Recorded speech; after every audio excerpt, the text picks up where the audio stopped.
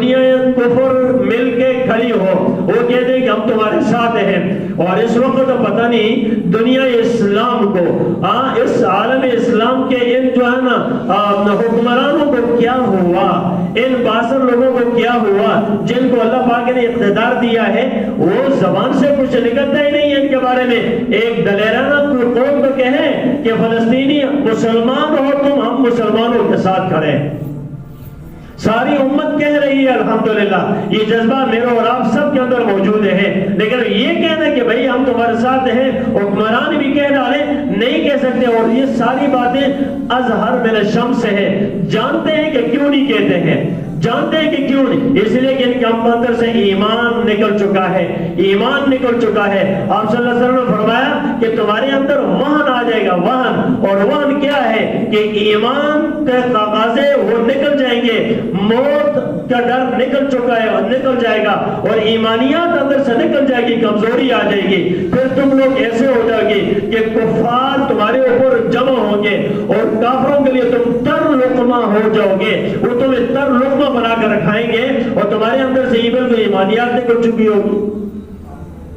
ایمانی قوت ہوتی ہے، ایمانی غیرت ہوتی ہے۔ اب یہ ہے کہ بھئی اس ایمانی قوت اور غیرت کو کہاں گئی ہے، یہ سارا کچھ جو ہے نا اب ان سب سے جو ان کے اندر نہیں ہے جو مضبوطی سے للکارے، وگرنہ ایک محمد ابن قاسم اٹھا تھا صرف ایک عورت کی پکار پر، جو کہ سندھ کے اندر جہاں پر اس کو ایک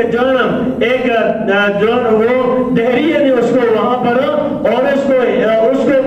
صرف تھپڑ مارا تھا، اس نے وہاں پکارا تھا، نہ اس کو میڈیا کا دور تھا، نہ سوشل میڈیا تھا، نہ کچھ اور تھا، نہ کوئی رابطے کا ذریعہ تھا، اور پھر پکارا تو واہ متصم باللہ، اس کو جو ہے پکارا اور اس تک آواز پہنچی کئی عرصے کے بعد، تو اس نے پورا لشکر تیار کر کے چڑھائی کر دی تھی اور اس کو پکڑ کر لے کے گیا اور کہا کہ تو نے کس طریقے سے میری بہن کے اوپر ہاتھ اٹھایا۔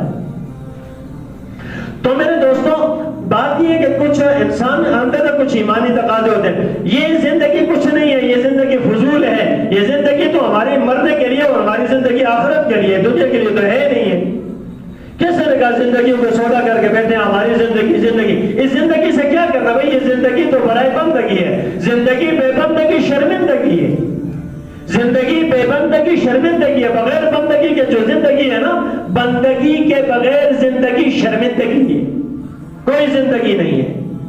کس کا تحفظ کر کے بیٹھے ہوئے ہیں، کس چیز کو لے کے بیٹھے ہوئے ہیں، مال اولاد چیزیں مکان تجارت کاروبار، خواہ کہ بھائی ایک ذرا سی آواز یہ سب ختم ہو جائے گا، نہ میرا میرا میرا لگا کے بیٹھا ہو، کچھ بھی ہمارا نہیں ہے، کیا میرا میرا کچھ بھی نہیں ہے، ایک اپنی جان بھی اپنے پاس نہیں ہے تو کیا میرا میرا کر رہے ہیں، اپنی جان بھی اپنے کنٹرول میں نہیں ہے بھائی، کہ میرے اوپر اگر کوئی تھوڑا سا زخم آ جاتا ہے میں نہیں بچا سکتا ہوں، مطلب میرا کنٹرول نہیں ہے نا، میرے اوپر بیماری آ جاتی ہے میں نہیں بچا سکتا ہوں، کہ میرے کنٹرول نہیں ہے نا، تو ہوتا تو بچا دیتا، اگر یہی ہوتی تو میں کہیں ایکسیڈنٹ ہو کے راستے میں گرتا، نہیں ہوتا نا، کنٹرول نہیں ہے نا، تو اس لیے ہمارے اختیار ہی نہیں ہے، ہم کھا پی رہے سب کچھ کر رہے ہیں، ہمارے کھانے پینے کے مطابق ہمارے جسم نہیں بنتا، اس کا مطلب کنٹرول ہی نہیں ہے، کنٹرول اللہ کے پاس ہے اس کا۔ ہم یہ سمجھ لیں کہ ہم اللہ کے بندے، اللہ ہمارا مالک ہے، اللہ ہمارا خالق ہے، اللہ ہمارا رازق ہے، جو کچھ کرتا ہے وہی کرتا ہے، جو کچھ کر رہا ہے وہی کر رہا ہے۔ اور یہ جو اس طرح کے حالات آتے ہیں نا، یہ میرے آپ کے ایمان کو جو جوڑنے کے لیے